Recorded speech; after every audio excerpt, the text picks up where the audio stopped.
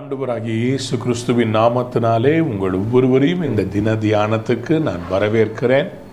கிருபையும் சமாதானமும் உங்களில் நிறைவாய் பெருகுவதாக. நம்முடைய ஆண்டவராகிய இயேசு ரொம்ப நல்லவர். அவருடைய கிருபை என்றும் உள்ளது. எத்தனை பேர் ஆமேன் சொல்ல விரும்புகிறீங்க?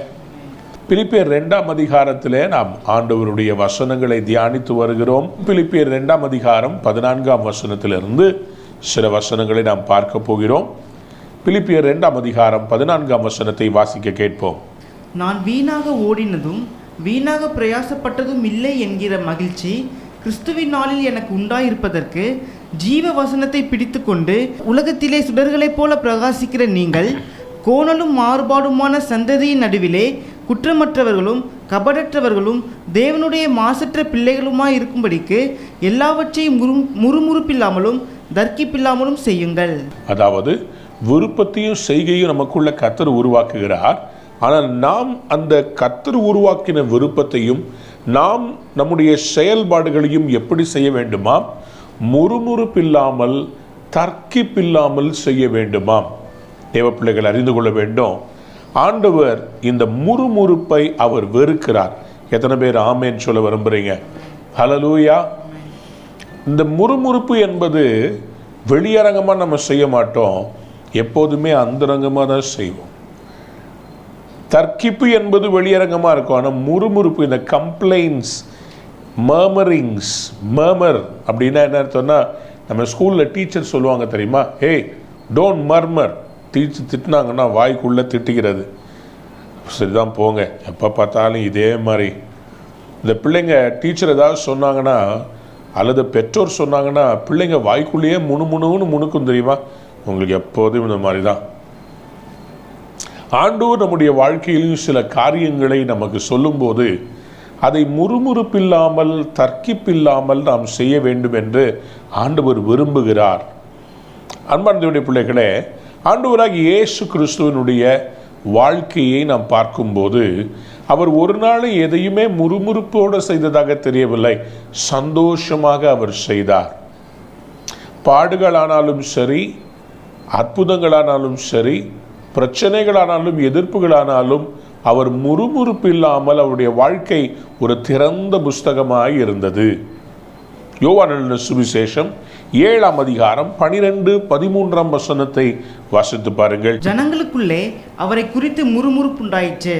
சிலர் அவர் நல்லவர் என்றார்கள், வேறு சிலர் அப்படியல்ல, அவன் ஜனங்களை வஞ்சிக்கிறவன் என்று சொல்லி கொண்டார்கள். ஆனாலும் யூதருக்கு பயந்திருந்ததினாலே ஒருவனும் அவரை குறித்து தாராளமாய் பேசவில்லை. கவனிங்க, ஜனங்களுக்குள்ளே முறுமுறுப்பு இருந்தது. அவர் நல்லவர் என்று சொல்கிறார்கள், இன்னொருத்தர் வஞ்சிக்கிறவர்கள் என்று சொல்லுகிறார்கள். யாருமே தைரியமா பேசல, எல்லாருமே பின்னாடி தான் பேசினாங்க. இந்த பின்னாடி பேசுகிற வழக்கம் கிறிஸ்தவத்தில் ரொம்ப தவறானது. தைரியமாக எதிர்க்கிறவங்க பரவாயில்ல, கூடவே இருந்துட்டு பின்னாடி முறுமுறுக்கிறவங்க இருக்கிறாங்க பார்த்தீங்களா, அது ரொம்ப ரிஸ்கானது. ஆண்டவர் அதை குறித்து எச்சரிக்கிறார். இஸ்ரவேல் ஜனங்கள் தங்கள் ஆசீர்வாதத்தை இழந்ததுக்கு மெயின் காரணமே வனாந்தரத்திலே கர்த்தருக்கு விரோதமாக அவர்கள் முறுமுறுத்தார்கள் என்று வாசிக்கிறோம். முறுமுறுக்கிறவர்கள் யார் என்று சொன்னால் அதிருப்தி அடைந்தவர்கள், அவ்விசுவாசம் நிறைந்தவர்கள், தேவனுடைய வார்த்தையை விசுவாசிக்காதவர்கள் தான் முறுமுறுப்பார்கள். தேவனுடைய சித்தத்தை உணர்ந்தவர்கள் முறுமுறுக்க மாட்டாங்க. ஒரு அல்லேலூயா சொல்றீங்களா? ஒரு வேலையை கர்த்தர் உங்களுக்கு தராருன்னு சொன்னால் அந்த வேலையை முறுமுறுப்பு இல்லாமல் செய்ய வேண்டும். அன்பானவருடைய பிள்ளைகளே, இங்கே அவர் ரொம்ப அழகாக சொல்லியிருக்கார், எல்லாவற்றையும் முறுமுறுப்பில்லாமலும் தர்க்கிப்பில்லாமலும் செய்யுங்கள். எதற்கு இப்படி செய்ய வேண்டுமா? அதுக்கு மேலுள்ள வசனங்களை இப்போ நீங்கள் பார்த்தீங்கன்னா உங்களுக்கு புரியும். ஏன்னா நான் ரிவர்ஸில் போகிறேன். கோணலும் மாறுபாடுமான சந்ததியின் நடுவிலே குற்றமற்றவர்களும் கபடற்றவர்களும் தேவனுடைய மாசற்ற பிள்ளைகளாகும்படிக்கு அவர் சொல்றார், நீங்கள் குற்றமற்றவர்களாக இருக்கும்படி. முறுமுறுப்பு மெயின் காரணம் என்னன்னு சொன்னால் சந்தேகம். கர்த்தர் எனக்கு கொடுத்தது நடக்குமா? அந்த சந்தேகம் வரும்போது முறுமுறுப்பு தன்னால் வரும். அன்பார்ந்தவருடைய பிள்ளைகளே, ஆண்டவர் நம்மை அழைத்திருக்கிறதுக்கு மெயின் காரணம் நம்ம குற்றமற்றவர்களும் கபடற்றவர்களாய் இருக்க வேண்டும், மாசற்ற பிள்ளைகளாய் இருக்க. எத்தனை பேர் ஆமேன்னு சொல்ல விரும்புறீங்க? 1 தெசலோனிக்கேயர் 3ஆம் அதிகாரம் 13ஆம் வசனத்திலே ஆண்டவராகிய இயேசு கிறிஸ்து வரும்போது நாம் எப்படி காணப்பட வேண்டுமாம்? இவ்விதமாய் நம்முடைய கர்த்தராகிய இயேசு கிறிஸ்து தமது பரிசுத்தவான்கள் அனைவரோடும் கூட வரும்போது, ஆண்டவருடைய வருகையிலே நீங்கள் நம்முடைய பிதாவாகிய தேவனுக்கு முன்பாக பிழையற்ற பரிசுத்தம் உள்ளவர்களாய் இருக்கும்படி உங்கள் இருதயங்களை ஸ்திரப்படுத்துவார். நம்முடைய இருதயம் ஸ்திரமா இருந்துச்சுன்னா முறுமுறுக்காது. உங்களுடைய இருதயம் கர்த்தருக்குள்ள ஸ்திரமா இருந்துச்சுன்னா முறுமுறுப்பு என்பது வராது. உங்களுக்குள்ள விசுவாச அறிக்கை வரும், ஸ்தோத்திரம் வரும், ஆராதனை வரும். நல்லா கவனித்துக் கொள்ளுங்க. மர்மரிங்க்கு ஆப்போசிட் வர்ஷிப். வர்ஷிப் எல்லா சூழ்நிலைகளிலும் கர்த்தர் எனக்கு நன்மை செய்வார் என்று விசுவாசித்து அதை பேசுகிறது, அறிக்கை செய்கிறது, பாடுகிறது, புகழ்கிறது. முறுமுறுப்பு என்றால் என்ன? கர்த்தர் எனக்கு செய்வாரோ செய்ய மாட்டாரோன்னு பயந்து சந்தேகித்து கர்த்தருக்கு விரோதமாய் பேசுறது தான் முறுமுறுப்பு. இஸ்ரவேல் ஜனங்கள் 40 வருஷம் வனாந்திரத்திலே அவர்கள் சுற்றி நடக்க வேண்டியதின் காரணமே அவர்கள் கர்த்தருக்கு விரோதமாக முறுமுறுத்தது தான். முறுமுறுப்பு என்பது நம்ம நினச்சிக்கிறோம் பெரிய பாவம் இல்லை. நம்ம கிறிஸ்தவர்கள், நம்ம அந்நிய பாஷை பேசுகிறோம், ஜெபிக்கிறோம், உபவாசம் இருக்கிறோம், கர்த்தருக்கு காணிக்கை கொடுக்குறோம். ஆனால் முறுமுறுப்பு இருந்துச்சுன்னா, முறுமுறுப்பு இருந்தால் நீங்கள் கர்த்தருக்கு சாட்சியாகவே இருக்க முடியாது. முறுமுறுக்கிறவங்க யாராக இருப்பாங்கன்னா, கர்த்தருடைய வருகையிலே குற்றமுள்ளவர்களும் கபடுள்ளவர்களும் மாசுள்ளவர்களுமாய் இருப்பார்களாம். Those who murmur cannot be holy. They will be blameful, and they will be with reproach, and they will not be children of God. அன்பார்ந்த பிள்ளைகளே, இப்போ இந்த கோணலும் மாறுபாடான சந்ததியின் நடுவிலே there is a perverse generation, there is a crooked generation. இந்த crooked generation மத்தியில கர்த்தர் நம்மளை பார்த்து பிள்ளைகள்னு சொல்றார். ஒரு அல்லேலூயா சொல்றீங்களா? உபாகமம் 32ஆம் அதிகாரம் 5ஆம் வசனத்திலே கர்த்தர் என்ன எதிர்பார்க்கிறார் என்று வாசியுங்கள். அவர்களோ தங்களை கெடுத்து கொண்டார்கள், அவர்கள் அவருடைய பிள்ளைகள் அல்ல. அவருடைய பிள்ளைகள் இல்லை. ஏன்? இதுவே அவர்கள் காரியம். சரி, அவர்கள் மாறுபாடும் தாறுமாறும் உள்ள சந்ததியார். கவனிங்க, அவங்க மாறுபாடும் தாறுமாறும் உள்ள சந்ததியார். They are a perverse and a crooked generation. We are living in a crooked generation. எவ்வளோ ஒரு மோசமான ஒரு கோணலும் மாணலுமான சந்ததியின் மத்தியில் நம்ம வாழ்ந்து கொண்டிருக்கிறோம் என்று சொன்னால், சொந்த தகப்பன் மகளை கற்பழிக்கிறான், சொந்த குடும்பத்தார் ஒருவரை ஒருவர் வெட்டி சாய்க்கிறார்கள், சொந்த மனைவி கணவனுக்கு விஷம் வச்சு கொள்ளுகிறாள், கள்ளக்காதலோடு சேர்ந்து கணவனை சாகடிச்சு புதைத்து வைக்கிறாள், சொத்துக்காக தன் சொந்த மருமகனை அப்படியே வெட்டி பார்சல் பண்ணி கொண்டு போய் தூக்கி போட்டிருக்கிறார் ஒரு மாமனார். இது எல்லாம் செய்தித்தாள்களில். இப்படிப்பட்ட ஒரு பயங்கரமான கோணலும் ஆணலுமான சந்ததி இருக்கும்போது தேசத்தில் விடுதலை எப்படி வரும்? கொள்ளை நோய்களும் பஞ்சங்களும் பேரழிவுகளும் வருமே தவிர ஆசீர்வாதம் எங்கிருந்து வரும்? ஆனால் கர்த்தர் அவருக்கு பயப்படுற அவருடைய பிள்ளைகளாகிய நம்மை பார்த்து சொல்றாரு, நீங்கள் கோணலும் மாறுபாடான சந்ததியின் நடுவிலே குற்றமற்றவர்களும் கபடற்றவர்களும் தேவனுடைய மாசற்ற பிள்ளைகளுமாக இருந்து blameless pure children of God. கைகளை உயர்த்தி ஒரு ஆமேன் சொல்லுங்களேன். குற்றமற்றவர்கள் கபடற்றவர்கள் தேவனுடைய மாசற்ற பிள்ளைகள். எழுதி கொள்ளுங்க. 3 காரியம் கர்த்தர் சொல்றார். blameless, without any கபடு என்று சொல்லும்போது அது இருதயத்தில் இருக்கிற அந்த கண்ணியத்தை குறிக்கிறது. கபடற்றவர்கள் என்றால் கண்ணியமானவர்கள்.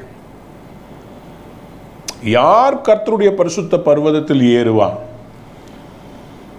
ரொம்ப கிளீனா சங்கீதக்காரன் ஆண்டவருடைய பரிசுத்த பர்வதத்தில் ஏறுகிறவன் யார் என்று ஒரு கேள்வியை வைத்துவிட்டு ஒரு சேலஞ்ச் மாதிரி சொல்றார். யார் ஏறுவார்னு சொல்லுமா? சங்கீதம் 24ஆம் அதிகாரம் 4ஆம் வசனத்தை வாசிக்கும் போது, கைகளில் சுத்தம் உள்ளவனும் இருதயத்தில் மாசில்லாதவனுமாய் இருந்து தன் ஆத்துமாவை மாயைக்கு ஒப்புக்கொடாமல் கபடாய் ஆணையிடாமலும் இருக்கிறவன். அல்லேலூயா சொல்றீங்களா? சத்தமா சொல்லுங்க அல்லேலூயா. அவங்கள தான் கர்த்தர் உயர்த்தி வைப்பார். ஆண்டவர் நம்மளை பார்த்து சொல்றார், இந்த கோணலும் மாறுபாடானுமான இந்த சந்ததியை விட்டு நீங்கள் வெளியே வந்து எப்படி இருக்கணுமா? இப்ப பிலிப்பியர் 2:14 வாசித்து பாருங்க. நான் வீணாக ஓடினதும் வீணாக பிரயாசப்பட்டதும் இல்லை என்கிற மகிழ்ச்சி கிறிஸ்துவின் நாளில் எனக்கு உண்டாயிருப்பதற்கு ஜீவ வசனத்தை பிடித்து கொண்டு உலகத்திலே சுடர்களைப் போல பிரகாசிக்கிற நீங்கள். 3 பார்த்தா இதை பிடிக்கலாம். ஃபர்ஸ்ட் அவர் சொல்றாரு, நான் வீணாக ஓடினதும் வீணாக பிரயாசப்பட்டதும் இல்லை என்கிற மகிழ்ச்சி கிறிஸ்துவின் நாளில் எனக்கு உண்டாயிருப்பதற்கு. ஃபர்ஸ்ட் அவர் சொல்றார், நான் உங்களுக்காக எடுத்த பிரயாசம் வேஸ்ட் கிடையாது என்று ஆண்டவராகிய இயேசு கிறிஸ்துவின் நாளில் எனக்கு அவருக்கு முன்னாடி நிற்கும் போது சந்தோஷம் வரணும். ஒரு அல்லேலூயா சொல்றீங்களா? இப்போ இவ்வளோ வசனங்களை உங்களுக்கு சொல்லிட்டு இருக்கும்போது எனக்கு என்ன பெரிய சந்தோஷம் வரும்னா, கிறிஸ்துவின் நாளிலே இந்த வசனங்களை கேட்கிற நீங்கள் யாவரும் சாட்சியாக நிற்கும் போது வசனத்தை சொன்ன எனக்கும் சந்தோஷம், கேட்ட உங்களுக்கும் சந்தோஷம், இதை நமக்கு அருளி செய்த இயேசுப்பாவுக்கு சந்தோஷம். அல்லேலூயா. கிறிஸ்துவின் நாளிலே எனக்கு மகிழ்ச்சி உண்டாயிருப்பதற்கு என்ன செய்யணும்? நம்பர் 2, ஜீவ வசனத்தை பிடித்து கொண்டு கைகளை உயர்த்தி ஒரு ஆமென் சொல்லுங்களேன். Holding fast. வசனத்தை பிடிக்கிறவங்கள தான் கர்த்தர் ஆசீர்வதிப்பார். இந்த கோணலும் மாறுபாடான சந்ததி ஏன் அப்படி மாறுச்சுன்னா வசனத்தை பிடிக்கல. அதனால தான் முறுமுறுப்பு வந்துச்சு, அதனால தான் கோணலா போச்சு, அதனால தான் அது வேற மாதிரி போயிருச்சு. அப்போ இந்த கடைசி நாட்களில் நம்ம கர்த்தருக்காக நம்ம ஜொலிக்கணும் அப்படின்னு சொல்லி சொன்னால் வசனத்தை கை கொள்கிறவர்களாக இருக்க வேண்டும். கைகளை உயர்த்தி சொல்லுங்க, I will hold on to the word of God. இங்கிலீஷில் ரொம்ப அழகாக போட்டிருக்குது. It says holding firmly to the word of life. ஜீவ வசனம். கையை உயர்த்தி ஆமென் சொல்லுங்களேன். வார்த்தை என்பது வாழ வைக்கிறது. Word of life. What a beautiful word இல்லை? ஸோ முதல்ல நம்ம நடத்தினவர்களுக்கு பெயரும் புகழ்ச்சியும் கிறிஸ்துவின் நாளிலே உண்டாவதற்கு, 2வது ஜீவ வசனத்தை பிடிக்கணும், 3வது சுடர்களை போல பிரகாசிக்கணும். கையை வைத்து ஆமென் சொல்லுங்களேன். யார் சுடர்களை போல பிரகாசிப்பா? இப்போ ரிவர்ஸில் வந்தீங்கன்னா முறுமுறுக்காதவங்க, தர்க்கிக்காதவங்க, இந்த கபடும் மாசும் நிறைந்திருக்கிற உலகத்தில் பர்ஃபெக்டாக பரிசுத்தமாக வாழ்கிறவங்களை கர்த்தர் சுடர்களை போல பிரகாசிக்க செய்வார். கைகளை உயர்த்தி ஒரு அல்லேலூயா சொல்றீங்களா? பக்கத்தில் பார்த்து சொல்லுங்க, நீங்கள் பிரகாசிக்க வேண்டியவர்கள். மத்திய சுவிசேஷத்தில் ஆண்டவர் சொன்னாரு, உங்களையும் என்னையும் பார்த்து நீங்களும் நானும் இந்த உலகத்துக்கு எப்படி இருக்கிறோமா? வெளிச்சமா இருக்கிறோமா? இருளில தானே வெளிச்சம் பிரகாசிக்கும். அப்போ இந்த கோணலும் மாறுபாடாக இருக்கிற இந்த சந்ததிக்கு நடுவில் கர்த்தர் நம்மளை பார்த்து சொல்றார், நீங்கள் உலகத்துக்கு சுடர்களை போல.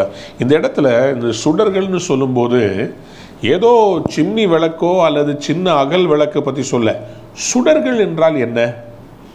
இது எங்கேயோ கேட்ட மாதிரி இல்லை. ஆதியாகமம் 1ஆம் அதிகாரத்தில் கர்த்தர் சுடர்களை ஆண்டவர் உண்டாக்கினார் என்று சொல்லி எழுதப்பட்டிருக்கிறது ஞாபகம் இருக்குதா? ஆண்டவர் உங்களையும் என்னையும் விளக்கா இல்லைங்க. சுடர்கள் என்று சொன்னால் நட்சத்திரங்கள் அல்லது பெரிய சூரியன், சந்திரன். அல்லேலூயா சொல்லுங்களேன். சத்தமா அல்லேலூயா சொல்லுங்களேன். பக்கத்தில் பார்த்து சொல்லுங்க, கர்த்தர் உங்களையும் என்னையும் நட்சத்திரங்களை போல, அல்லேலூயா, அந்த வானத்தையே லைட் அப் பண்ணுகிற ஒரு சூரியனை போல, சந்திரனை போல, பகலிலே ஆள பெரிய சுடர் என்னதுங்க? சூரியனையும், இரவிலே ஆளுகிற சிறிய சுடர் என்னதுங்க?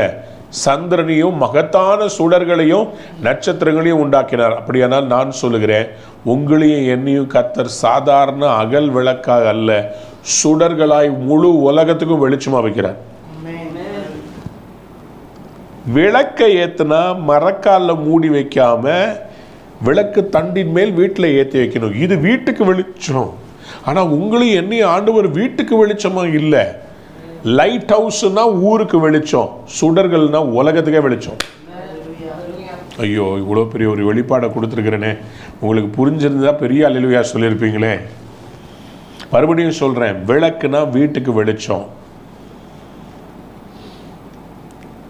லைட் ஹவுஸ் அல்லது ஒரு மலையின் மேல் இருக்கிற பட்டணம் மறைந்திருக்க மாட்டாது, அது ஒரு ஊருக்கு வெளிச்சம். ஆனால் சுடர்கள் உலகத்துக்கே வெளிச்சம். அப்போ முறுமுறுப்பு இல்லாம கோணலும் மாறுபாடான சந்ததியின் மத்தியிலே பரிசுத்தமாய் இருந்து தேவனுடைய சுத்தத்தை செய்கிற அவருடைய பிள்ளைகள் எப்படி இருக்கிறாங்களா? உலகத்திலே சுடர்களை போல பிரகாசிக்கிறார்கள். Somebody said big amen. Hallelujah. என்ன அருமையா சொல்றாருல. ஸோ பிலிப்பியரை பார்த்து சொல்றாரு, நீங்கள் உலகத்திலே சுடர்களை போல பிரகாசிக்கிற நீங்கள். பிரகாசிக்கணும்னு சொல்ல, பிரகாசிக்கிற அப்படின்னா இப்போ பிரகாசிச்சுட்டு இருக்கிறாங்க. மற்ற எல்லா சபையாரை பற்றி பவுல் இப்படி சொல்லியிருந்தாருன்னா எவ்வளோ சூப்பராக இருந்திருக்கும். இவங்களை பற்றி என்ன அழகாக சொல்கிறாருல்ல, உலகத்திலே சுடர்களை போல பிரகாசிக்கிற நீங்கள். இப்போ பிலிப்பியர் 2ஆம் அதிகாரம் 17ஆம் வசனத்தை வாசித்து பாருங்களேன். மேலும் உங்கள் விசுவாசமாகிய பலியின் மேலும் ஊழியத்தின் மேலும் நான் வார்க்கப்பட்டு போனாலும் நான் மகிழ்ந்து உங்கள் அனைவரோடும் கூட சந்தோஷப்படுவேன். Even if I am being poured out like a drink offering on the sacrifice and service coming from your faith, I am glad and rejoice with all of you. அவர் சொல்றாரு, உங்கள் விசுவாசமாகிய பலியின் மேல் ஊழியத்தின் மேலும் நான் வார்க்கப்பட்டு போனாலும். பழைய ஏற்பாட்டில் எப்பொழுதுமே பலி செலுத்தினாங்கன்னா அந்த பலிக்கு மேலே அவர்கள் என்ன பண்ணுவாங்கன்னா பான பலிகளை ஊற்றுவார்கள். பான பலிகளை ஊற்றுவார்கள். அந்த ஆட்டுக்குட்டியின் இரத்தத்தை அதன் மேல் தெளிப்பார்கள். Sometimes even they will pour out. அது நல்லா எரியறதுக்காக என்ன பண்ணுவாங்கன்னா, அந்த ஆல்கஹாலிக் ஸ்பிரிட்ஸ் இருக்குது பார்த்தீங்களா, இந்த இன்டாக்சிகேட்டட் வைன், இதை எடுத்து மேலே ஊற்றுவாங்க. எதுக்குன்னா அது இன்னும் நல்லா தகடித்து படபடன்னு எரியணும்னு சொல்லி. அதுக்கு மேலே கெரோசின் ஊற்ற மாட்டாங்க, அதுக்கு மேலே வாடை தருகிற மற்றதை ஊற்ற மாட்டாங்க. அதனுடைய வாசனையை ஏற்றுகிற அதனுடைய அந்த பலியின் மேலே ஊற்றப்படுகிற வார்க்கப்படுகிற அந்த பான பலிகளை அவர்கள் ஊற்றுவார்கள். அன்பனுடைய பிள்ளைகளை நல்லா கவனித்துக் கொள்ளுங்க. இந்த காரியத்தை எதுக்காக சொல்றாருன்னா, இவர்களுடைய விசுவாசத்தின் மேலே இவருடைய ஊழியம் எப்படின்னு சொன்னா, அந்த பலியை இன்னும் பரிசுத்தப்படுத்துகிற அல்லது அதை இன்னும் மெருகேற்றுகிறதா, இவர் லைஃப் அப்படி ஊற்றப்படுகிறதா. ஒரு அல்லேலூயா சொல்றீங்களா? மேலும் உங்கள் விசுவாசமாகிய பலியின் மேலும் ஊழியத்தின் மேலும் நான் வார்க்கப்பட்டு போனால். அப்படின்னா என்ன அர்த்தம்னா, வார்க்கப்பட்டா என்னன்னா ஊத்துனா திருப்பி எடுக்க முடியாது. இவர் சொல்றாரு, பிலிப்பியரே, என் வாழ்க்கையே உங்களுக்காக ஊற்றப்பட்டா, ஊத்துனா திருப்பி எடுக்க முடியாது. நான் அப்படியே இங்கேயே நான் மறிச்சு போனாலும் உங்கள் அனைவருக்காகவும் நான் சந்தோஷப்படுவேன். எவ்வளோ ஆழமான அழகான ஒரு மீனிங் அங்கே அவர் சொல்றத புரியுதா உங்களுக்கு? புரிஞ்சவங்க ஒரு அல்லேலூயா சொல்லுங்க பார்ப்போம். 2 கொரிந்தியர் 12ஆம் அதிகாரம் 15ஆம் வசனத்தை வாசித்து பாருங்களேன். ஆதலால் நான் உங்களில் எவ்வளவு அதிகமாய் அன்பு கூறுகிறேனோ அவ்வளவு குறைவாய் உங்களால் அன்பு கூறப்பட்டிருந்தாலும் மிகவும் சந்தோஷமாய் நான் உங்கள் ஆத்துமாக்களுக்காக செலவு பண்ணவும் செலவு பண்ணப்படவும் விரும்புகிறேன். He is willing to be spent. அதாவது என் லைஃபே உங்களுக்காக செலவு பண்ணுறதுக்கு. பவுல் அப்போஸ்தலன் லாப நஷ்ட கணக்கை பார்க்குறவர் இல்லை. அவர் he was willing to pour his life for his believers, for his church. ஒரு உண்மையான ஊழியக்காரனுடைய மார்க் இதுதான். என் வாழ்க்கையில் எனக்குன்னு நான் என்ன சேர்த்தேன், எனக்கு கிடைச்சதுன்றது முக்கியம் இல்லை. நான் யாருக்கு ஊழியம் செய்கிறேனோ அவங்களுக்காக நான் செலவு பண்ணப்படவும் செலவு பண்ணவும் விரும்புகிறேன். கையவே தலைவியா சொல்கிறீங்களா? செலவு பண்ணனா பர்ஸு, செலவு பண்ணப்படனா வாழ்க்கை. ஹல்லேலூயா. 2 வார்த்தையில் அவ்வளோ பெரிய ஒரு உண்மையை சொல்லிட்டார். செலவு பண்ணனா என்கிட்ட கையில் கிடைக்கிற எல்லா காசையும் உங்களுக்காக செலவு பண்ண ஆத்துமாக்களுக்காக. சில பேர் என்னை பார்த்து கேட்குறாங்க, பைத்தியக்காரங்களா பாஸ்டர், நீங்கள் இவ்வளோ செலவு பண்ணியிருக்கீங்களே, இந்த ஃப்ரீடம்க்கெலாம் உங்களுக்கெல்லாம் இவ்வளோ லட்சம் ஆயிருக்குமே, அதை வச்சு நீங்கள் ஒரு சர்ச்சு வாங்கியிருக்கலாமே.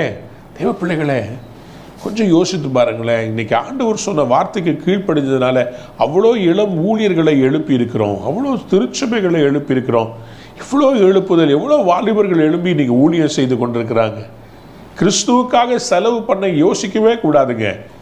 பேங்க்கில் கோடி கோடியாக சர்ச்சு ஃபண்டில் உள்ளே போட்டு வச்சுக்கிட்டு உட்காந்துக்கிட்டு என்ன பிரயோஜனம்? செலவு பண்ணுறதுக்கும் நம்மளையே செலவு பண்ணப்படவும் நம்ம விரும்புகிறோம். அல்லேலூயா சொல்லுங்க. நான் சீரியஸாக சொல்கிறேன், ஊழியம் என்று சொன்னால் செலவு பண்ணணும். இது எனக்கு ரொம்ப ஆச்சரியமாக இருக்கிறது. இந்த கொரோனா காலத்தில் நமக்கெல்லாம் மனம் இருக்கிறது, ஆனால் பணம் இல்லை. நிறையா செய்யணும், ஆக்சிஜன் கான்சன்ட்ரேட்டர் வாங்கணும், சிலிண்டர் வாங்கணும், சாப்பாடு செய்யணும்னு சொல்லி அவ்வளோ மனசில் ஆசை இருக்குது. ஏன் எதையும் சேர்த்து வச்சு ஒன்றும் கொண்டு போக முடியாதுங்க, ஒன்றும் கொண்டு போக முடியாது. எல்லாத்தையும் விட்டுட்டு போகணும். குடும்பமாக எல்லாம் மடிகிறாங்க. இதில் சேர்த்து வச்சு என்ன புண்ணியம்? செலவு பண்ணவும் செலவு பண்ணவும்.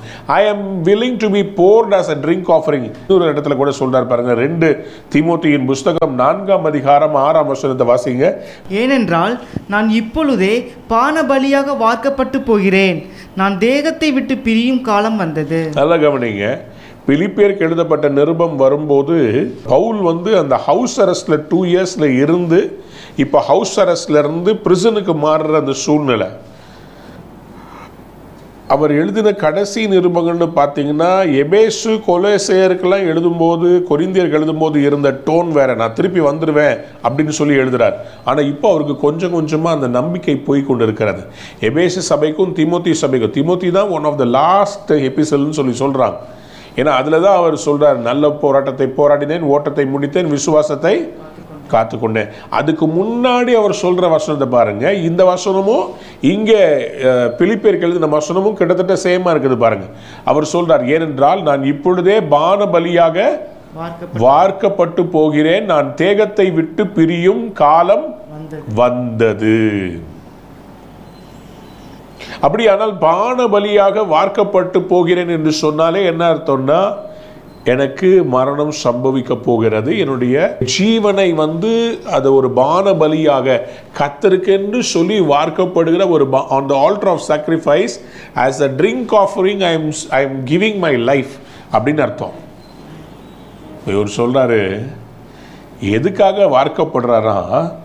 இவர்களுடைய விசுவாசத்திற்காக. ஒரு அல்லேலூயா சொல்றீங்களா? உங்கள் விசுவாசமாகிய பலியின் மேலும் ஊழியத்தின் மேலும் நான் வார்க்கப்பட்டு போனால். அப்படின்னா என்ன அர்த்தம்? உங்கள் விசுவாசத்துக்கு மேலேயும் ஊழியத்துக்கு மேலேயும் என் லைஃபையே ஊத்துறதுக்கு நான் ரெடி. அப்படி ஊத்துறதுனால எனக்கு சந்தோஷம்ன்றார். எனக்கு நஷ்டம் கஷ்டம் இல்லை, நான் உங்களோட மகிழ்ச்சியாக இருப்பேன். 18ஆம் வசனத்தை சொல்றாரு, இது நிமித்தம் நீங்களும் மகிழ்ந்து என்னோட கூட சந்தோஷப்படுங்க.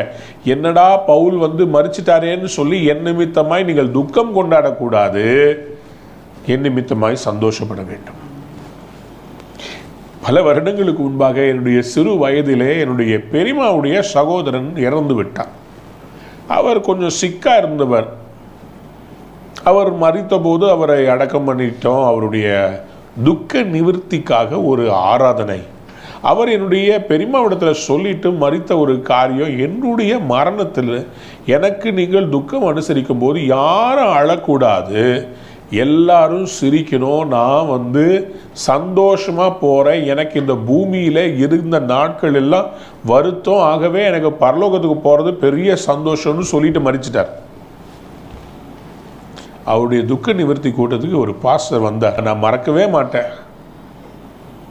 வெள்ளிவாக்கத்தில் இருக்கிற எங்கள் பெரியம்மாவுடைய வீட்டில் அந்த துக்க நிவர்த்தி கூட்டம், நாங்கள் எல்லாரும் அப்படியே சோகமாக உட்காந்துருந்தா, பாஸ்டர் விக்டர் ஹாஃப் டேன்னு சொல்லி ஐனவரத்தில் ஒரு ஆலயம் இருக்கிறது, அவருடைய பிள்ளைகள் இப்பொழுது ஊழியம் செய்கிறாங்க. எங்கள் அப்பாவோட ஐசிஎஃப்பில் வேலை செய்தவர். அவர் மனுஷனுடைய இந்த வாழ்க்கையினுடைய அதனுடைய ஃப்ரைல் ஃப்ரெஜைல் நேச்சர் எப்படி இருக்குது, இந்த பூமி நம்ம தங்குற ஒரு பெர்மனன்ட் பிளேஸ் கிடையாது, பெர்மனன்ட் பிளேஸ் அதுதான் சொல்லிட்டு அவர் ஒரு கதையை சொன்னார் பாருங்க. பூனை பரலோகத்துக்கு போகுமா அப்படின்னு சொல்லி ஒரு கதையை சொல்லி சிரிக்க வச்சாருங்க. எல்லாரும் துக்க வீட்டை மறந்து வாய் விட்டு சிரிக்கிறோம் சிரிக்கிறோம் சிரிக்கிறோம். எல்லாம் அந்த செய்தி முடிச்சு அவர் சொல்றாரு, ஏன் நான் இந்த மாதிரி நான் துக்க வீட்டில் இப்படி ஏன் பேசிட்டு இருக்கேன் எனக்கே தெரியல. எல்லாரும் விழுந்து விழுந்து விழுந்து சிரிச்சிட்டு இருக்கிறோம். முடிச்ச உடனே பெரியமா அவங்க கூட பிறந்தவங்க சொன்னாங்க, எங்கள் அண்ணன் அதுதான் விரும்பினாங்க. யாரும் துக்கமாக இருக்கிறது அவங்களுக்கு பிடிக்காது. ஏன்னா நாங்களாம் சின்ன வயசில் இருக்கும்போது எங்கள்கிட்ட கூப்பிட்டு எங்களுக்கு ஜோக்காக சொல்லுவார். இல்லை அவருடைய கம்போஷர் அந்த மாதிரி. ஸோ எனக்கு அதை ஒரு சாட்சியாக இன்றைக்கி எனக்கு பசுமரத்தாணி மாதிரி என் மனசில் ஒட்டிகிட்டு இருக்குது பாருங்க. எத்தனையோ வருஷத்துக்கு முன்னாடி நான் சொல்கிறது 1985 அந்த 90 அந்த பீரியடுக்குள்ளே இருக்கும். அந்த பீரியடில் நடந்தது எனக்கு இவ்வளோ வருஷம் கழித்து எனக்கு அப்படியே ஞாபகம் இருக்குது. காரணம் என்ன? It made an impact in my life. இன்னைக்கு அநேகம் பேர் மரித்து கொண்டிருக்கிறாங்க. நம்ம துக்கத்தோடு இருக்க வேண்டிய அவங்களுக்காக நம்ம துக்கப்படணும். ஆனால் துக்கமே வாழ்க்கையை வாழ முடியாதுல்ல. Life has to go on. Doctor K அகர்வால்னு சொல்லிட்டு ஒரு புகழ்பெற்ற மருத்துவர், அவர் கவர்மெண்ட்டுடைய அந்த வைரல் இந்த பேண்டமிக்குடைய அட்வைசராக இருந்தவர். கடைசியில் அவருக்கே தொற்று அவர் ஆக்சிஜனை மாட்டிக்கிட்டு அவர் சொன்ன கடைசி வார்த்தைகள் என்ன தெரியுமா? the show must go on. உலகம் தொடர்ந்து என் வேலை முடிஞ்சிருச்சு, என்னுடைய சீன் முடிச்சு, நான் போறேன். ஆனால் it has to go on. இந்த உலகத்தில் நிறைய பேர் நம்மளை விட்டு பரலோகத்துக்கு கடந்து போயிருக்கிறாங்க, நித்திய இளைப்பாறுதலுக்குள்ள போயிருக்கிறாங்க. நம்ம அதை நினைச்சு உட்காந்து துக்கத்தில் உட்காந்துக்கிட்டே இருக்க முடியாதுங்க. இந்த உலகம் இயங்கி தான் ஆகணும். சூரியன் காலையில் வந்து தான் ஆகணும், மழை பெஞ்சு தான் ஆகணும், சீசன் நடந்து தான் ஆகணும், பிள்ளைங்க படிச்சு தான் ஆகணும், வேலை செஞ்சு தான் ஆகணும். உட்காந்துக்கிட்டு இருக்க முடியாது. Don't sit in morning, get up and run. ஆண்டவர் உங்களையும் என்னையும் பார்த்து சொல்றார். பவுல் இவங்களுக்கு சொல்ற அந்த ஆழமான செய்தியை நீங்க புரிந்து கொள்ள வேண்டும். நான் மரித்தாலும் உங்கள் ஊழியமும் விசுவாசமும் நிற்க கூடாது. கையை உயர்த்துவர். அல்லேலூயா சொல்றீங்களா? ஒரு முதிர்ச்சியான ஒரு ஊழியக்காரன் நான் போயிட்டா எல்லாமே போயிடணும்னு சொல்லி யோசிக்க மாட்டான். நான் போனாலும் நீங்க நல்லா இருக்கணும்னு யோசிப்பான். இந்த முதிர்ச்சி பெற்ற இந்த பவுல் அப்போஸ்தலன் தன்னுடைய பிரியமான சபையாகிய பிலிப்பியரை பார்த்து சொல்கிறார், உங்கள் விசுவாசமாகிய பலியின் மேலும் ஊழியத்தின் மேலும் நான் வார்க்கப்பட்டு போனாலும், நான் மடிந்தாலும். இன்னைக்கு இந்த மாதிரி ஒரு எண்ணம் நமக்கு இருக்குதா? சில பேர் சொல்லுவாங்க, நான் செத்துட்டா வேற கல்யாணம் பண்ணாத, நான் ஆவியா உன்னை பாடாப்படுத்திடுவேன், கொன்றுவேன் உன்னை. மற்றவங்களை நம்ம எப்படி பார்க்குறோன்னு சொன்ன, நான் இல்லைன்னா கூட நீங்கள் நல்லா இருக்கணும்னு யோசிக்காம, நான் இல்லைன்னா நீ அப்படியே கஷ்டப்பட்டுக்கிட்டே இருக்கணும், என்னை நினச்சிக்கிட்டே இருக்கணும். இது ஒரு மனப்பான்மை. இன்னொரு மனப்பான்மை, நான் இல்லைனாலும் பரவாயில்ல, இந்த ஊழியம், இந்த குடும்பம், இந்த பிள்ளைங்க, இந்த எல்லா காரியமும் தங்கு தடை இல்லாமல் நடக்கணும். இது ஒரு மனப்பான்மை. பவுல் சொல்கிறாரு, நான் வார்க்கப்பட்டு போகிறேன், ஆனால் நீங்கள் பிலிப்பியர் 2:18 பாருங்க, இது நிமித்தம் நீங்களும் மகிழ்ந்து என்னோட கூட சந்தோஷப்படுங்க. கையை வைத்து அல்லேலூயா சொல்கிறீங்களா? எப்பா நான் கஷ்டப்படுறேன், நான் மரிக்க போகிறேன்னு சொல்கிறத பற்றி சந்தோஷப்பட சொல்கிறாரு. ஏன் சந்தோஷப்பட சொல்கிறாரு? ஏன்னா இவருக்கு நிறைவு இருக்குது. எனக்கு கொடுத்ததை நான் செஞ்சு முடிச்சிட்டேன். கைகளை உயர்த்தி ஒரு அல்லேலூயா சொல்கிறீங்களா? சத்தமாக சொல்கிறீங்களா? அல்லேலூயா. தேவ சித்தத்தை செய்கிறவங்களுக்கு இது சந்தோஷம் நிறைவாக இருக்கும். பிலிப்பியர் 2:19 வாசிங்களேன்.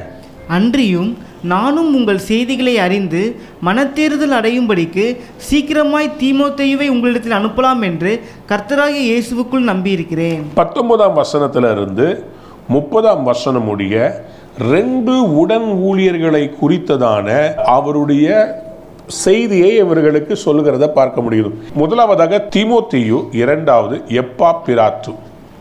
25ஆம் வசனத்திலிருந்து எப்பாப்பிராத்துவை பற்றி பேசுகிறாரு. 19லிருந்து 24 வரைக்கும் தீமோத்தேயுவை பற்றி பேசுகிறார்.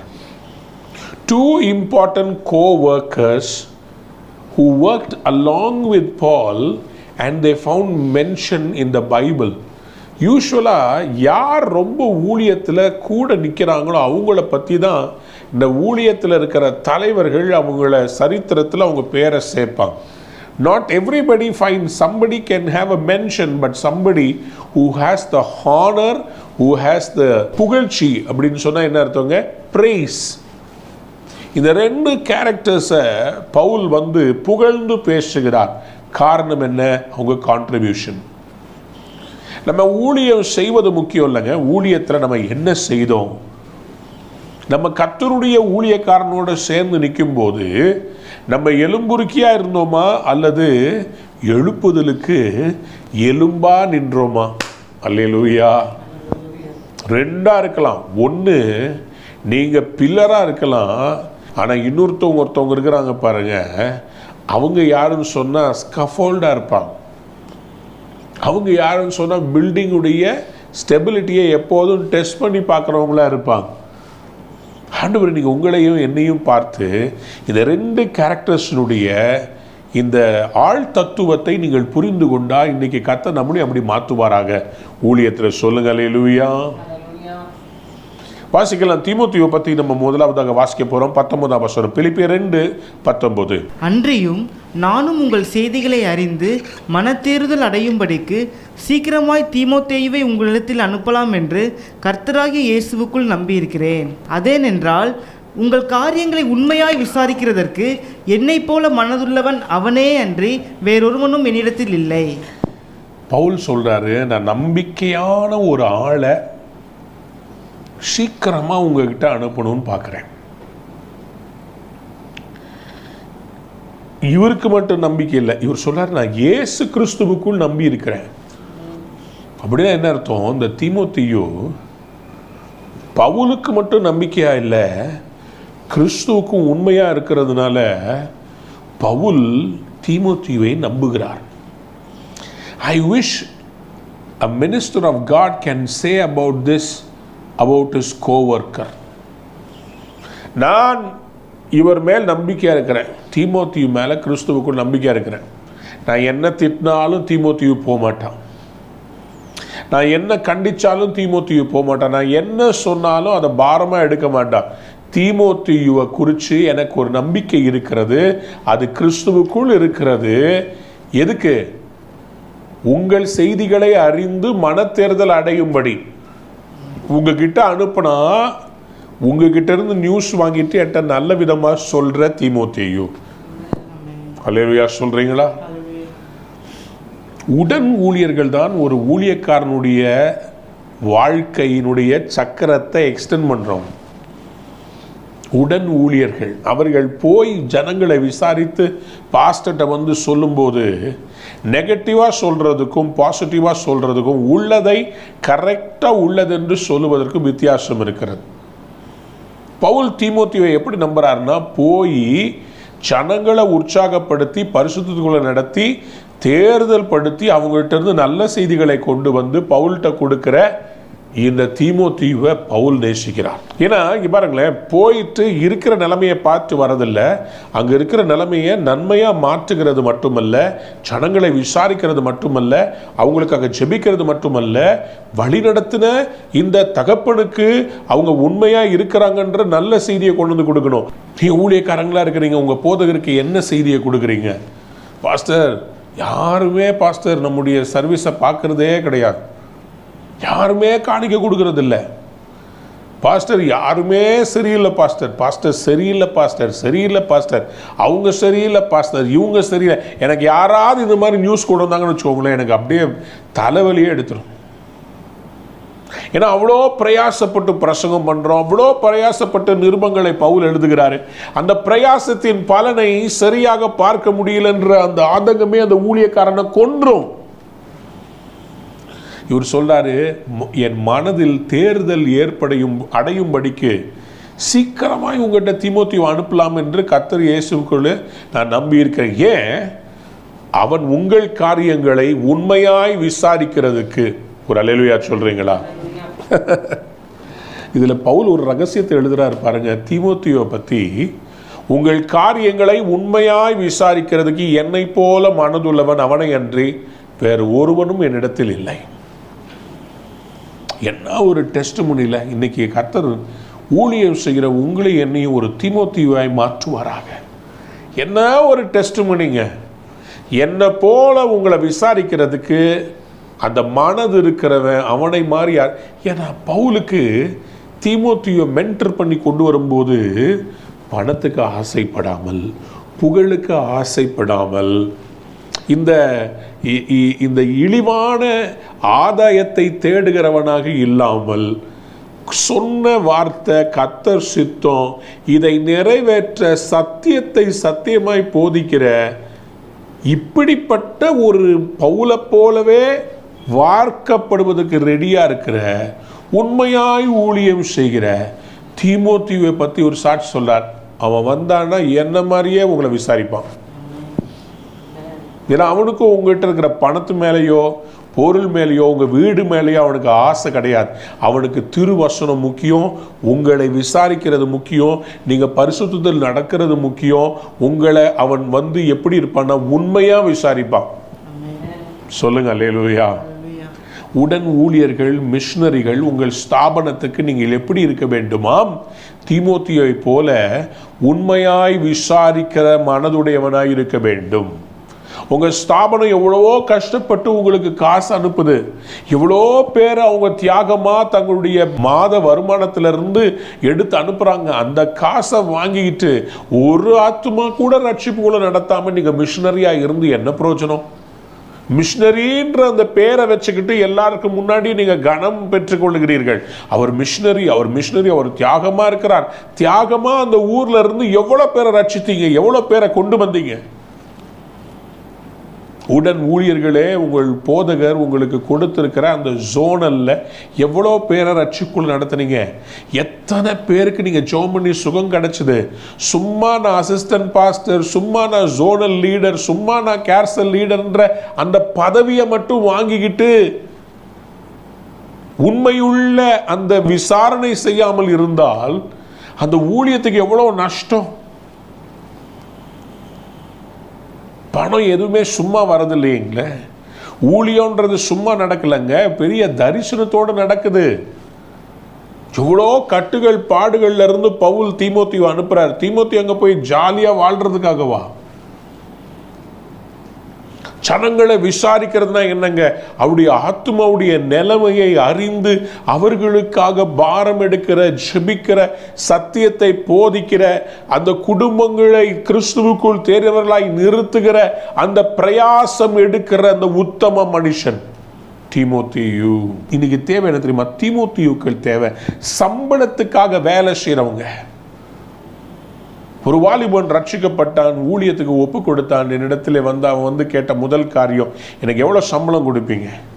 நான் ஒரு தொகையை சொன்னேன். அவன் என்கிட்ட சொன்னான், அண்ணே எனக்கு இதுக்கு இவ்வளோ செலவு, அதுக்கு அவ்வளோ செலவு, இதுக்கு இவ்வளோ செலவு, இந்த செலவெல்லாம் நீங்கள் மீட் பண்ணிங்கன்னா நான் வர்றேன் ஊழியத்துக்கு. தீமோத்தேயு வந்து ஊழியத்துக்கு பவுல் எடுக்கும்போது ஃபஸ்ட்டு சம்பளத்தை டிஸ்கஸ் பண்ணாரா, ஆத்துமாக்களை டிஸ்கஸ் பண்ணாரா? பவுலுக்கு தீமோத்தேயு மேல அவ்வளோ கான்ஃபிடன்ஸ். இவன் என்ன மாதிரியே இருப்பான், ஒரு அப்பா மாதிரி தானே பிள்ளை இருப்பான். தீமோத்தேயு அவர் எப்படி பார்த்தாருன்னா பாருங்களேன், மற்றவர்கள் எல்லாரும் கிறிஸ்து இயேசுவுக்குரியவைகளை தேடாமல் தங்களுக்குரியவைகளையே தேடுகிறார்கள். தீமோத்தேயு மாதிரி அனுப்புறதுக்கு நான் பார்க்குறேன். மற்றவங்கெல்லாம் என்ன பண்ணுறாங்கன்னா தங்களுக்கு தேடுறாங்க, வீடுகளை தேடுறாங்க, ஆஸ்திகளை தேடுறாங்க. எனக்கு பிள்ளைகள் இருக்குது, அந்த பிள்ளைகளுக்கு எதிர்காலம் வேணும். ஏற்கனவே ஒரு வீடு இருந்தாலும் இன்னொரு ஒரு வீடு வாங்கணும், இன்னொரு ஒரு காரியம் வேணும், இன்னும் வேணும், அது வேணும், இது வேணும். தனக்குரியவைகளை தேடுறாங்க. ஆனா இந்த தீமோத்தேயு பாருங்க, தனக்குரியவைகளை தேடாம கர்த்தருக்குரியவைகளை தேடுகிறான். பவுல் என்ன சொல்லி அனுப்புறாரோ அதை நிறைவேற்ற வேண்டும். அதுதான் அவனுடைய தலையாய கடமையா இருக்கிறது. குடும்பத்துக்கு நம்ம செய்ய வேண்டிய காரியங்கள் கண்டிப்பாக செய்யணுங்க, இல்லைன்னு சொல்லலை. ஆனால் நம்முடைய தலையாய கடமை என்னவென்று சொன்னால், ஆண்டவருடைய வருகை சமீபமாயிருச்சுங்க, எல்லா உலகமும் முடிய போகிறது. இந்த நேரத்தில் நம்ம நிலத்தை வாங்கிறதுக்கும் விற்கிறதுக்கும், அது மேலே பொண்ணு மேலே இதை சேர்க்கறதுக்கும் இது காலமா? இது என்ன காலம்? ஆத்துமாக்களை அறுவடை செய்ய வேண்டிய காலம். கொத்து கொத்தா எல்லாம் மறிச்சுக்கிட்டு இருக்கிறாங்க, கொத்து கொத்தா. அன்பார்ந்த பிள்ளைகளே, பவுலுக்கு தீமோத்தேயு மாதிரி ஒவ்வொரு ஊழியக்காரனுக்கும் ஒரு தீமோத்தேயு வேணும். பவுலுடைய சொந்த மகனா தீமோத்தேயு? யாரோ பெத்த பிள்ளைங்க. ஆனா அவன் பவுலுடைய அந்த தரிசனத்தை எடுத்துக்கொண்டு, பவுலுக்கு பலவீனம் இல்லையா? பவுலுக்கு சரீரத்தில் பலவீனம் இருந்துச்சு, அதுக்காக என்ன இவர் மற்றவங்களுக்கெல்லாம் ஜெபிக்கிறாரு, இவருக்கே வியாதி இருக்குன்னு அவர் அசட்டை பண்ணவில்லை. பவுல் சிறைச்சாலையில் இருக்கிறார். பவுலும் சீலாவும் ஒரு தடவை துதிச்ச போது சிறைச்சாலை அஸ்திபாரங்கள் அசைந்தது, அவங்க வெளியே வந்துட்டாங்க. இப்ப பவுல் சிறையிலே இருக்கிறார். தீமோத்தேயு எங்க பவுல் பழைய மாதிரி இல்லையே. பாஸ்டர் முந்தியெல்லாம் ஜாம் பண்ணாருன்னா சும்மா அப்படியே சிறைச்சாலையெல்லாம் பிரிசன்லாம் ஆடும் தெரியுமா? இப்பெல்லாம் பவுல்கிட்ட வல்லமையே இல்லைங்க. முந்தி மாதிரி பாஸ்டர் இல்லைங்க. இருந்திருந்தா இந்நேரம் சிறைச்சாலையிலிருந்து வெளியே வந்திருப்பார். ரொம்ப டேமேஜ் ஊழியத்தில் யாரால தெரியும் ஆகும்?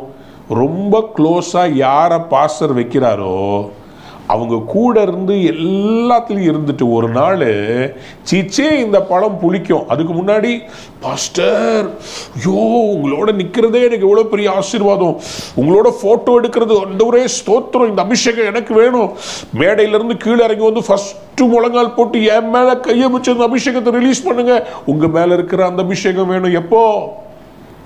அந்த காலத்தில் பிசாசு துரத்தும் போது, அந்த காலத்தில் பிரத்யட்சமாக அற்புதங்கள் நடக்கும்போது, பெருவிழாக்கள் நடக்கும்போது, பெரிய கூட்டங்கள் வரும்போது எல்லாத்துக்கும் கூட நிற்கணும், அந்த ஃபோட்டோ எடுக்கணும், கூட அப்படியே கெத்தா நடக்கணும் எல்லாம் இருந்துச்சு. இன்னைக்கு பார்த்தீங்கன்னா அதெல்லாம் ஒன்றும் கிடையாது.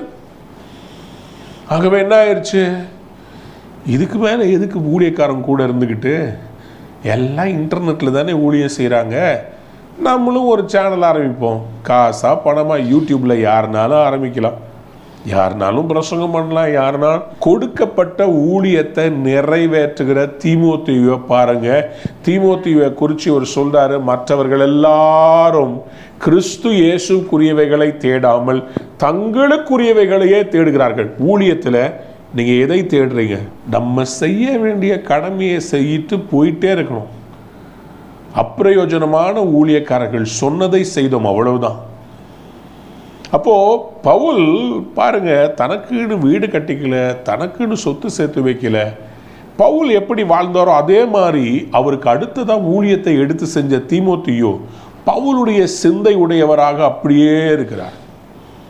அவரை மாதிரியே இவரும் யோசிக்கிறார். இப்போ சொல்றாரு, ஏன் கிறிஸ்துவுக்குரியவைகளை நாடுகிற தீமோத்தேயுவா இருக்கிறாருன்னா, பிலிப்பியர் 2:22 வாசிங்க. தகப்பனுக்கு பிள்ளை ஊழியம் செய்வது போல, தகப்பனுக்கு பிள்ளை ஊழியம் செய்வது போல அவன் என்னுடனே கூட சுவிசேஷத்து நிமித்தம் ஊழியம் செய்தான் என்று அவனுடைய உத்தம குணத்தை அறிந்திருக்கிறீர்கள். இங்கே எழுதப்பட்டிருக்கிறது தகப்பனுக்கு ஊழியம் செய்வது போல.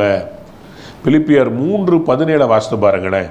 சகோதரரே, நீங்கள் என்னோட கூட பின்பற்றுகிறவர்களாகி நாங்கள் உங்களுக்கு வழிகாட்டுகிறபடி நடக்கிறவர்களை மாதிரியாக நோக்குங்கள். கைகளை உயர்த்தி அல்லேலூயா சொல்றீங்களா? யாரை பத்தி சொல்றாருன்னா, இந்த மாதிரி மாதிரியா இருக்கிறவர்களை நோக்குங்க. யாரு இந்த மாதிரி? யாரு? தீமோத்தேயு. இந்த மாதிரியா நாங்கள் உங்களுக்கு வழிகாட்டுகிறபடி நடக்கிறவர்களை மாதிரியாக நோக்குங்கள். யாரு? இந்த தீமோத்தேயு. அந்த கான்ட்ரரி 3:19 சொல்றாரு பாருங்க. சில பேர் வேற விதமா நடக்கிறாங்களா? யாரு? தங்க சுய ஆதாயத்தை தேடுகிறவர்கள், சிலுவைக்கு பகைஞர். அவர்களுடைய ஆசை என்னவா? வாசிங்க.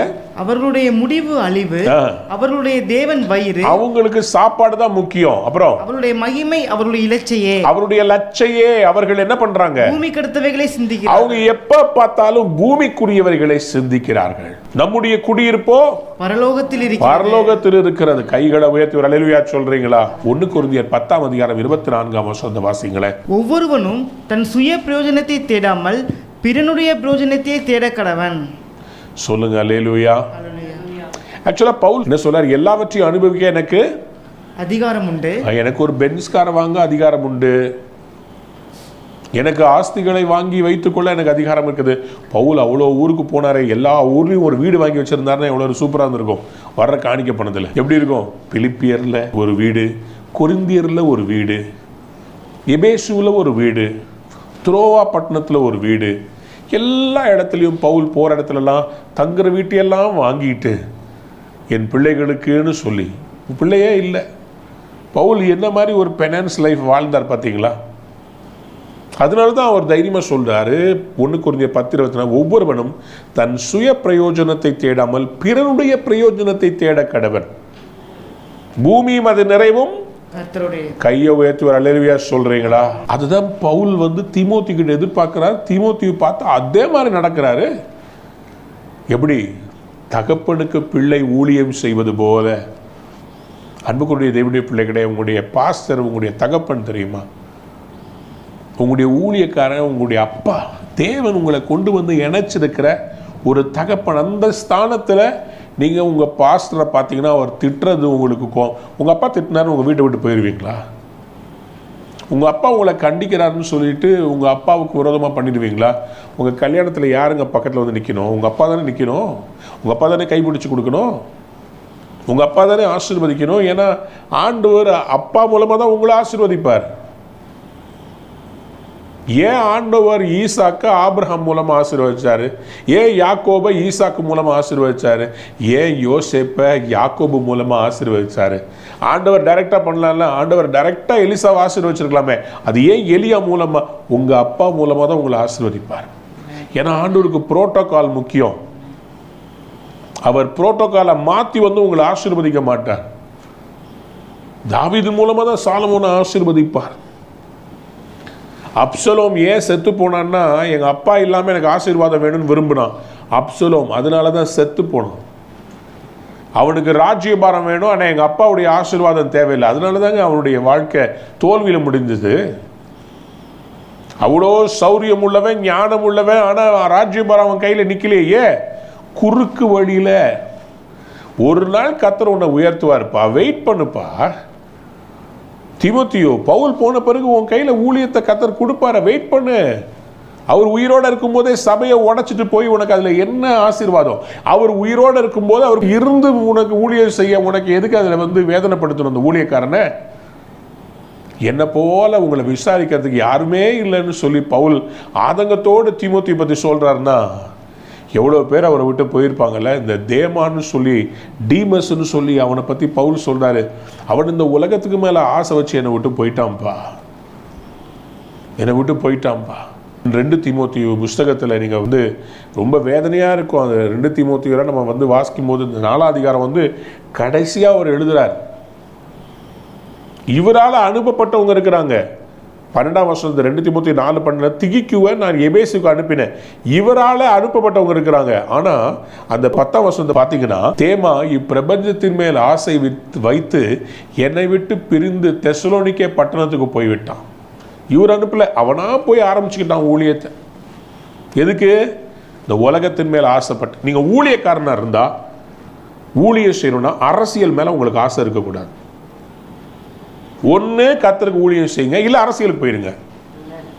நீங்கள் இங்கே உட்காந்துக்கிட்டு அரசியல் பண்ணக்கூடாது. இங்கே உங்களுக்கு எம்எல்ஏ ஆகணும்னா எம்எல்ஏ ஆகிடுங்க. நான் பாஸ்டர்னு சொல்லிட்டு அங்கே போயிட்டு இருக்காதீங்க. நீங்கள் இங்கன்னா இங்கே அழைக்கப்பட்ட அழைப்புல நில்லுங்க. உங்களுக்கு எது மேலே ஆசை இருக்குது? தேமா மாதிரி உலகத்தில் போய் உங்களுக்கு பிஸ்னஸ் பண்ணணுமா? போயிருங்க. கடைசி காலம். அவன் தன் சுய இச்சையினாலே பிடித்து இழுக்கப்பட்டு போவான். பவுல் சொல்றாரு, யார் போனாலும் தீமோத்தி இருக்கிறான் பாருங்க. யார் பெத்த பிள்ளையோ என் மகன் மாதிரி என் காரியத்தை செய்கிறான். உண்மையில சொல்றேன், பெத்த பிள்ளைங்களை விட இந்த உண்மையான தீமோத்தியுக்கள் கிடைக்கிறது, அது மாதிரி 1-2 பேர் கிடைச்சாலே போதும், ஊழியம் வேற லெவலுக்கு போயிடும். நான் எல்லா புகழ்பெற்ற ஊழியர்களுடைய சரித்திரத்தை எடுத்து பார்த்துருக்கிறேன். அதில் அவங்களுடைய பெரிய அசட்டே தன்னுடைய சொந்த மகனாக இல்லாவிட்டாலும் தன் சொந்த தகப்பனை போல ஊழியக்காரன் கூட சுகத்தில் துக்கத்தில் நிற்கிற சில பேரை நான் பார்த்துருக்கேன். அதில் நான் சிலருடைய ஊழியங்களில் நான் அதை கண்கூடாக பார்த்துருக்கிறேன். அருமையான பாஸ்டர் பால் தங்கி அவருடைய ஊழியத்தில் நான் பார்த்துருக்கிறேன். அவரோட கூட இருக்கிற அந்த உடன் ஊழியர்கள் அவ்வளோ போராட்டத்தில் கூட போகவே இல்லை. எல்லாரும் அவங்கள பார்த்து சொன்னாங்க, நீ இப்போ போய் தனியாக போய் ஆரம்பிப்பா, உனக்கு பெரிய சபை கிடைக்கும் போல கூட நின்னாங்க. அதனால இன்னைக்கு எவ்வளோ பெரிய சபையை கட்டியிருக்கிறாங்க, எவ்வளோ ஆத்துமாக்கள் ரட்சிக்கப்பட்டிருக்கிறாங்க. அந்த ஊழியக்காரனுடைய பலவீனத்தில் அவரை தாங்கிறது,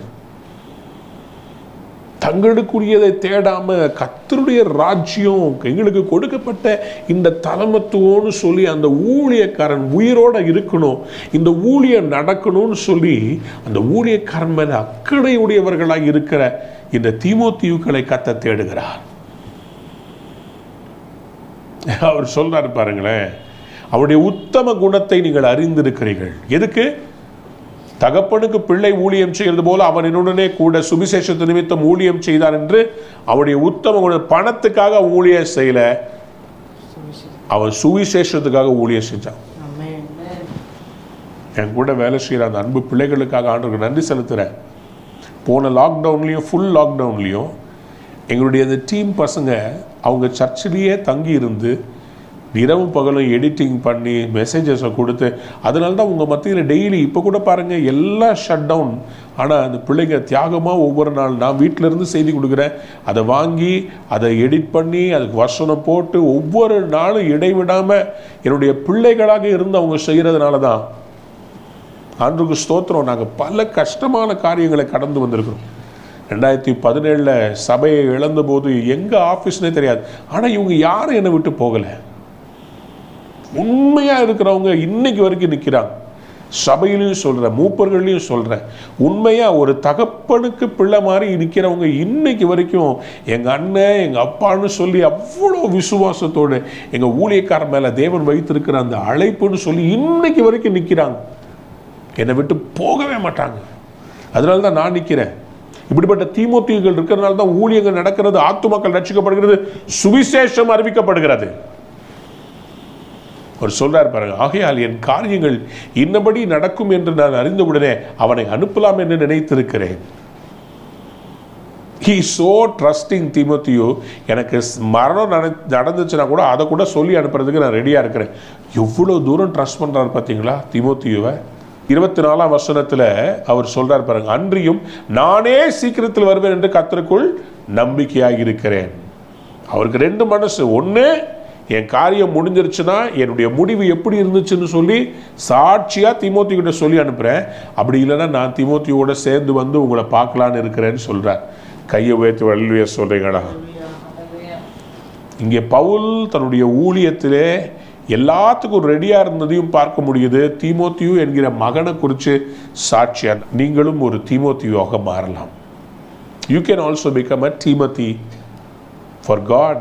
எதுக்கு தெரியுமா? சுவிசேஷம் பிரசித்தமாவதற்கு. சுவிசேஷம் ஊழியம் செய்யப்படுவது. சுவிசேஷத்து நிமித்தம் ஊழியம் செய்தான்.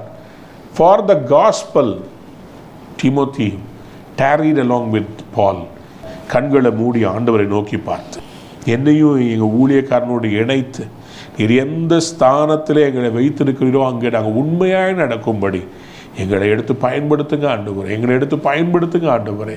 வாயை திறந்து ஆண்டவரே என்னை தாழ்த்தி கொடுக்கிறேன்ப்பா, எனக்கு தேவனுடைய ராஜ்யத்துக்காக செலவு பண்ணவும் செலவு பண்ணப்படவும் ஒப்பு கொடுக்கிறேன் சுவாமி.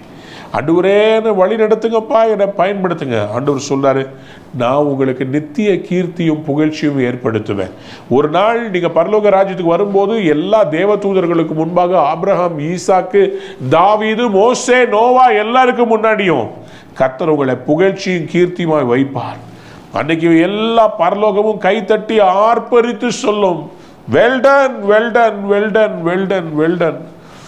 உங்களுக்கும் அப்படிப்பட்ட கீர்த்தியை கர்த்தர் கொடுப்பாராக. ஆண்டவர் உண்மையாய் ஊழியம் செய்கிற பவுல்களை எழுப்புவாராக. உண்மையாய் ஊழியம் செய்கிற தீமோத்தேயுக்களை எழுப்புவாராக. எப்பாப்பிராத்துக்களை எழுப்புவாராக. ஒரு பெரிய மாற்றத்தை நான் இயேசுவின் நாமத்திலே பேசுகிறேன். உங்களுடைய பிள்ளைகளை மனதார நான் ஆசீர்வதிக்கிறேன். அப்படி செய்வதற்காக உமக்கு நன்றி. உங்களுடைய பிள்ளைகளை மனதார ஆசீர்வதிக்கிறேன் இயேசுவின் நாமத்தினாலே.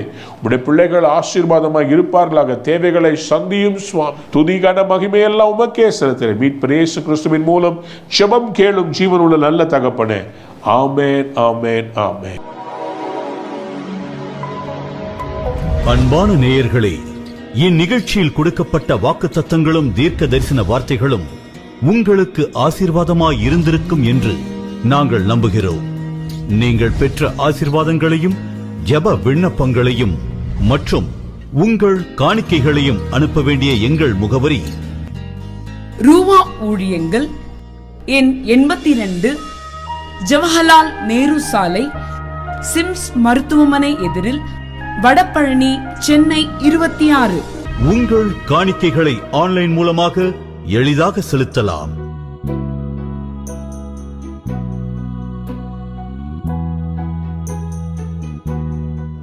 எங்கள் இணையதள முகவரி www.ruhaministries.org.